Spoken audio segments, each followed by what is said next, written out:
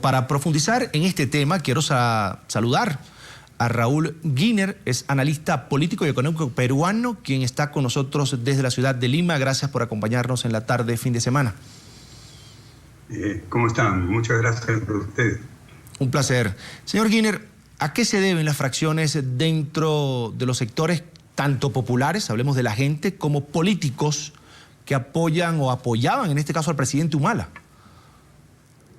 Bueno, mire, lo que hay es un desordenado final del gobierno de Humala que estaba hecho sobre un esquema que aparentemente funcionaba. El crecimiento económico basado en los productos mineros, cierto orden y evitar conflictos. Cuando venían las confrontaciones se replegaba el gobierno. Y un estilo totalmente anodino de no debatir. Esto ha ido declinando con el tiempo, así como ha declinado la situación económica internacional y la nacional, así como la situación se ha vuelto más movida socialmente. Finalmente la oposición, mirándose ya hacia las elecciones, ha construido una serie de historias respecto a lo que significa el gobierno Humala. La más reciente es esta del reglaje o seguimiento a personajes. La cuestión es que todo el grupo que ha sido mencionado como el reglado carece de total coherencia. Y además esta noticia apareció de pronto, como una especie de gran chisme que le había llegado a un medio de comunicación que, dicho sea de paso, tenía bien poco peso en la prensa peruana, pero que como es parte del consorcio del comercio pudo levantar esa noticia. Y la idea ahí es que se estaría volviendo una especie de gobierno a los Fujimori en su última etapa, con controles sobre las personas, etcétera. Yo creo que es un gobierno demasiado débil para una cosa así. Débil, incapaz de saber para dónde va. La manera como cayó la ley que se llama ley Pulpín, o sea, la ley del empleo juvenil, muestra un gobierno con un comandante que está parado frente a un edificio, el edificio se cae detrás de él y él no se mueve. Ese es el Perú de hoy. Eso no tiene nada que ver con el Perú de Fujimori, en que habían montones de operadores controlando cada aspecto de la vida del país. Señor Giner, veíamos en el informe anterior la respuesta, precisamente hacía usted referencia, que le dio el legislativo a la ley juvenil que el presidente abanderaba, y a raíz de eso hay quienes afirman allá en Perú que se ha quedado solo y sin el apoyo del Congreso para lo que resta de su gestión. ¿Usted considera que esto es así?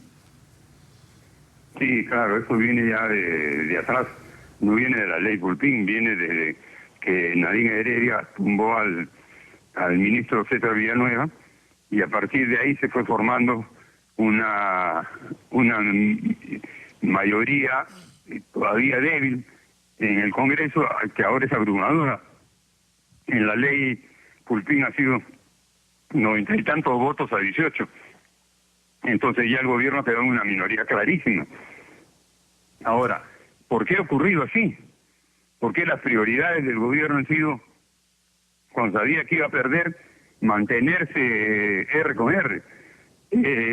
El parlamentario que se ha ido, si bien ha sido uno solo, es quizás uno de los parlamentarios más importantes de la bancada de Ollanta-Humala, porque era el presidente de la comisión que investigó a Alan García, y ese no es cualquier persona. Eso ha sido casi el centro de la lucha política durante muchos meses en ese gobierno. Señor Giner, ¿qué pasó? ¿Por qué el Parlamento Nacional no aprobó el viaje del presidente Humala a Costa Rica para participar en la cumbre de la CELAC? Y además quisiera que analizara un poco qué mensaje envió el presidente Humala al acatar, según se dice mucho en Perú, pasivamente esta decisión. Bueno, el mensaje de debilidad, clarísimo. El presidente tuvo miedo de que le prohibieran salir. Y el Parlamento en realidad es, en su mayoría de derecha, digamos, hostil a CELAC, a UNASUR, etcétera, y encontró la oportunidad de hacer coincidir una cosa con la otra. O sea, fastidiarlo a Humala y no permitirle irse en el mismo momento que se tenía que resolver el tema de la ley de empleo juvenil. Ahora llama la atención que hoy el presidente Humala pidió a los alcaldes locales trabajar por una gestión más transparente. Sin embargo, las denuncias por corrupción y persecución a la oposición por parte de personas cercanas al gobierno de Humala son cada vez más recurrentes allá en Perú. ¿Hay un doble discurso quizás por parte de Humala? Mira, yo lo que creo es que hay un profundo enraizamiento de la corrupción en el país por la cadena, por la inmensa cadena de lobbies que se han formado, que todos gestionan proyectos, que hay recursos por aquí, que hay recursos por allá, y entonces ahí no se sabe quién actúa limpiamente y quién no. Esa es la situación general. Además se han descubierto mafias como la que se llama la de Orellana, que fue capturada en Colombia, que son muy poderosas. Pero dentro de esto, este proceso de descomposición que hay, que hace perder confianza de la gente en las instituciones, tiene que ver con todo el sistema de control que tiene el Estado. El Estado tiene el Ministerio Público, que son los fiscales. Bueno, el fiscal de la Nación está suspendido por supuestamente estar comprometido con el asunto de la corrupción en Ancash. El fiscal de la Nación. El nuevo presidente de la Corte Suprema ha entrado con una gran desconfianza, como parte de un grupo que hace tiempo ha sido frenado, pero que ahora ya ganó. El Contralor de la República hace declaraciones al gusto de los periódicos. O sea, les da información a los periódicos, pero no investiga, no está delante de los procesos. Por lo tanto, nadie confía en los controles. A su vez, el presidente dice que esa no es su responsabilidad. Y entonces se ha creado un ambiente en que nadie confía en que hay una lucha anticorrupción.